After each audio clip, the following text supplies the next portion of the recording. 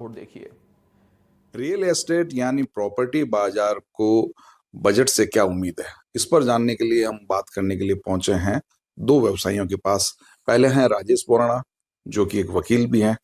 राजेश जी, आप एक वकील हैं, तो आपसे ये जानना चाहेंगे कि क्या जो सरकार के बजट में ऐसे प्रावधान हो सकते हैं जो कि इस आपके क्षेत्र को या आम लोगों को जो कि अपना घर बनाने का सपना रखते हैं, अपना मकान बनाने का सपना रखते हैं, उनको उससे सुविधा मिल सके। नमस्कार। बेसिकली क्या है कि राज्य सरकार और केंद्र सरकार को जो बजट आ रहा है, इस बजट में प्रॉपर्टी व्यवसाय से जुड़े मामलों को थोड़ा सा गौर से मनन करना चाहिए और उस पर कदम उठाना चाहिए। मेरा ये पर्सनल मानना है कि प्रॉपर्टी के अंदर क्या है साहब कि सरकार ने जो डीएलसी रेट बढ़ा रखी है और बहुत ज़्यादा बढ़ा रखी है। तो एक तो डीएलसी रेट क्षेत्र के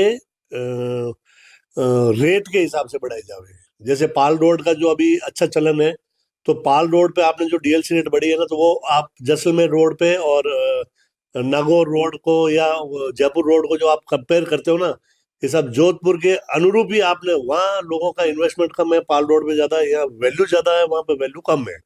तो मेरा सरकार से यही आग्रह है कि एक तो डीएलसी रेट बिल्कुल कम करे, वाजिब करे, बढ़ाए ऐसा नहीं है, लेकिन अपने दायरे में बढ़ाए। दूसरा कि साहब जो टैक्स आपने प्रॉपर्टी पे लगा रखे हैं,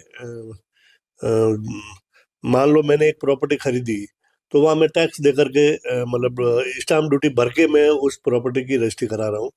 और मैंने मान लो पहले 3 साल बाद में हमें उस प्रॉपर्टी को बेचता था, तो लॉन्ग टाइम गेम जो प्रॉफिट था उस पर मेरा टैक्स नहीं लगता था। लेकिन अभी भारत सरकार ने और राज्य सरकार ने लॉन्ग टाइम जो टैक्स लगता था, उस टैक्स को उन्होंने, टैक्स नहीं लगता था उसको उन्होंने खत्म कर दिया, और उन्होंने कहा कि नहीं, अब आपको 12.5% देना पड़ेगा। तो 12.5% में लेते वक्त भी पेमेंट दे सरकार को टैक्स दूं, और वापस बेचते वक्त भी मैं जमा मतलब करूं, और उसके बाद में मैं उस बची हुई प्रॉपर्टी का अगर वापस मैं रजिस्ट्री कराऊं या कोई और प्रॉपर्टी लूं पैसे से, तो उस पर भी टैक्स दूं। तो मेरा ये मानना है कि मतलब एक आम आदमी जो राजस्थान की जनता में आम आदमी जो शब्द होता है ना, 3 तरह की लेयर होती है, लो, मध्यम और हायर। तो मध्यम और लो के लिए बड़ा नुकसान हो जाता है, और इससे इससे उनको तो नुकसान होता है, सरकार को भी नुकसान होता है। मैं आपको बताऊं कि ये जो स्टाम्प ड्यूटी जब तक सरकार कम नहीं करेगी, 12.5 की बजाय थोड़ा कम कर देवे, और री मतलब जो लॉन्ग टाइम गेन का जो पहले जो बेनिफिट था, वो उनको वापस सुचारू रूप से रखना चाहिए। मेरा ये पर्सनल मानना है। इसके अलावा राजेश जी, जो प्रॉपर्टी व्यवसाय है या जो हम आम भाषा में कहें जमीनों की रेट्स है, इसका असर निवेशकों पर भी पड़ता है। जो भी यहाँ पर फैक्ट्री लगाने के लिए, उद्योग धंधों के लिए दूसरी स्टेट से यहाँ पे निवेश आमंत्रित किया जाता है, उसको प्रॉपर्टी व्यवसाय में अगर छूट मिलती है टैक्सेस में या कुछ दूसरी सुविधाएं मिलती है, तो वो किस तरह से निवेश ज्यादा से ज्यादा यहाँ पर आकर्षित किया जा सकता है। नहीं, जैसे आपका सही बात है कि जैसे गवर्नमेंट की कई योजनाएं हैं जिसके अंदर स्किल इंडिया, स्वदेशी इंडिया, तो उसके अंदर ये है कि भी जो राजस्थान से बाहर के लोग, अदर स्टेट भी हो सकता है ना, आउट ऑफ इंडिया भी हो सकता है, जो आप निवेश के लिए आप वहाँ पे सबमिट करते हो, और वहाँ तो सबमिट के मैं सबमिट में तो बहुत बड़ी बड़ी बातें होती है कि साहब आप आइए हमारे वहाँ पे, हम आपको सारी व्यवस्थाएं सुविधाएं करके देंगे, लेकिन सरकार देती नहीं है। फिर यही वो जो ना सरकारी जो तंत्र है ना, वो तंत्र के जो अधिकारी हैं, वो उसमें सब मामला गड़बड़ है। तो सरकार को मेरा ये मानना है कि जैसे गुजरात में एक सिस्टम किया हुआ है, मोदी जी ने जिस समय सीएम थे, जो भी निवेशक आता था तो उनको सरकार के मतलब इन्वेस्टमेंट के तहत एक एप्लीकेशन, एकल खिड़की हो, जैसे यहाँ पे एक एकल खिड़की सिस्टम हुआ था, वहां आप आवेदन करोगे और विद इन लिमिटेशन आपके उस एक महीना आवेदन से पर 1 महीना 2 महीना जो भी एक टाइम था, उस टाइम पे आपको हर तरह की सुविधाएं मिलती थी। यहाँ तो साहब आदमी चक्कर काट काट के परेशान हो जाता, लेकिन कुछ नहीं होता। मैं आपको एक छोटा सा एग्जांपल बताता हूँ। अशोक गहलोत जी की सरकार के अंदर ये जो आगुड़े के अंदर एक गुजरात की पार्टी थी, उन्होंने एक इन्वेस्टमेंट करीबन 500 करोड़ का इन्वेस्टमेंट था, जो ये पवन चक्की होते हैं ना, जो सोलर के जो प्लांट, मतलब जो वो का उनका प्लांट लगाने का था, और जमीन हम लोगों ने दिलाई थी पार्टी को। करीबन 150 बीघा जमीन थी।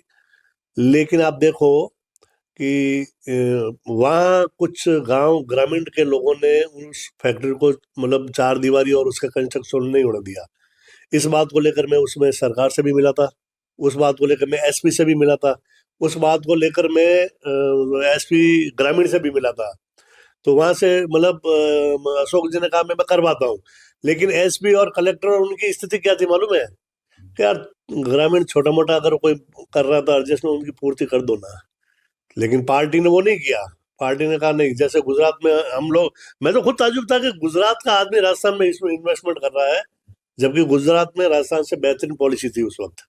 लेकिन फिर भी हम चाहते थे, मतलब मेरा पर्सनल इंटरेस्ट था कि नहीं यार राजस्थान के लिए राजस्थान के लोगों को रोजगार मिलेगा। लेकिन वो प्लांट चालू नहीं हुआ, वो ग्रामीण भारी पड़ गए स्थानीय लोगों के अड़चनों के कारण से। रिक्वायरमेंट्स रहती है ना। एक दूसरे प्रॉपर्टी व्यवसायी अमृत बोराना भी हैं साहब, आप क्या चाहते हैं कि क्या रियल एस्टेट को छूट मिले इस बजट में, जो भी दोनों बजट आने वाले हैं, जिससे कि यहाँ पर आम लोगों के लिए अपने घर का सपना आसान हो सके? सर, डीएलसी रेट की वजह से प्रॉपर्टी के व्यवसाय में हर प्रॉपर्टी डीलर के यहाँ बिल्कुल नहीं के बराबर हो गई है। ग्राहकी बिल्कुल नहीं हो रही है। जिस दिन से इन्होंने ये 12.5% टैक्स और डीएलसी रेट बढ़ाई है, सारे बिजनेस के ऊपर, जैसे कोई आप लोग जो कि प्रॉपर्टी डीलिंग करते हैं उनके सारा बिजनेस ठप हो गया, क्योंकि लोग कोई प्रॉपर्टी खरीदना ही नहीं चाह रहे हैं। सब कह रहे हैं ये क्या हो गया, इतनी अचानक से जमीनें महंगी हो गई। अचानक जमीनें महंगी हो गई, डीएलसी रेट बढ़ गई, टैक्स बढ़ गया। अजमेर की